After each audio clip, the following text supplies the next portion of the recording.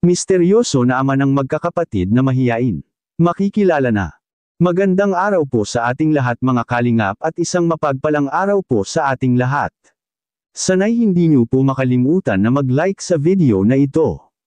At paunawa tapusin muna ang kabuuhan ng video na ito mga kalingap at para malaman ang nilalaman nito. At maraming salamat po mga kalingap sa pagpatuloy na pagsuporta lalo na kay Kuya Val Santos Matubang at kay Ate Edna Vlogs at Kalingap Rab salamat po. Misteryoso na ama ng magkakapatid makikilala na. Pero bago yun mga kalingap ay pag-usapan muna natin mga kalingap ang mga ilang katanungan ng mga mahal nating taga-subaybay patungkol sa magkakapatid na mahiyain. At naging misteryoso ang ama ng magkakapatid na nakatira sa bundok dahil hindi nga ito nakikita at nakikilala sa karamihang mga viewers. Nasaan nga ba ang kanilang ama? At bakit anya hindi ito nagpapakilala at hindi nakikita sa kamera?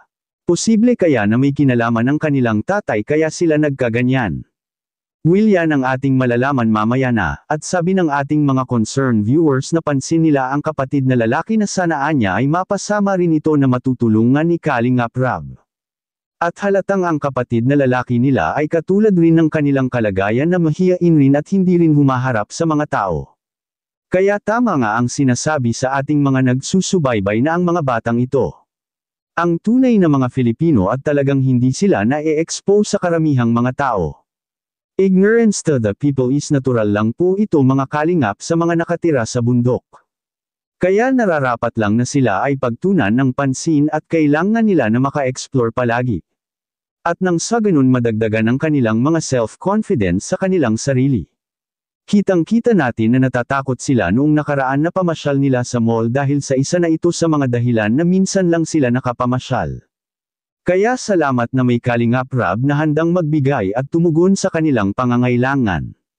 Maaring mababago talaga ang kanilang mga kalagayan ngayon sa tulong ni Kalingap Rab kaya suportahan po natin palagi ang mga upload nito mga kalingap.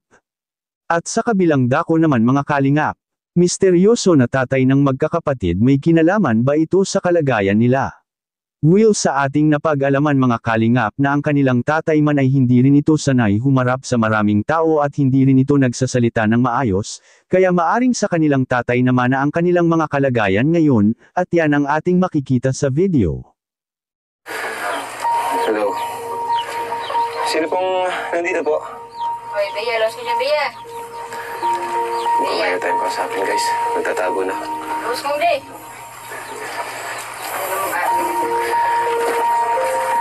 Di natin akalain na may bahay pala dito, mga kalingap. Ano? Gandang araw po, Nay. So, kumusta kayo, Nay? Matagal na po kayo dito? Matagal na po, magtatatlong taon na. 3 taon? May anak po kayo? 4. 4? Bea, Hindi po sila sanay sa tao? hindi. Hindi.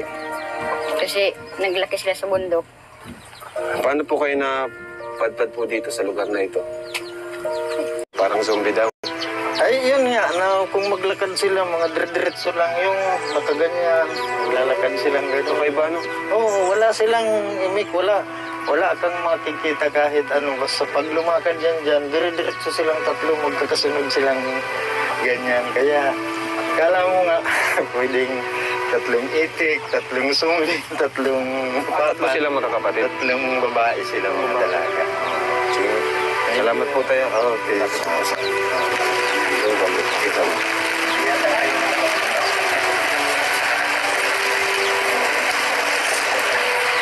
Hello po. Ay, kumusta po kayo?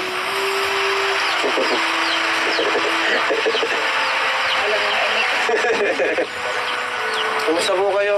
Ba't po di niyo po ako kinakausap? Ate, okay lang po? Nahiya kayo? Hindi tayo kinakausap mo kanina.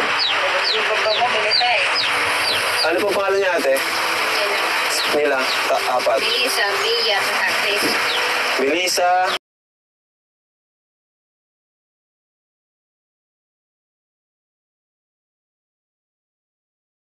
Ito mo ako. Melissa, Bea, Chris, Bea. Tapos, 'yung isa na yan.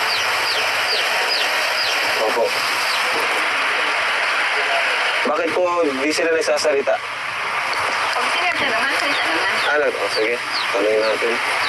Nag-aaral ba si Melissa po ito? Siya po yung panganay? Hindi yan nag-18. Si Chris. Chris. Chris, nag-aaral kayo, Chris? Nag-aaral? Kung nag-eskwela ka. Eskwela.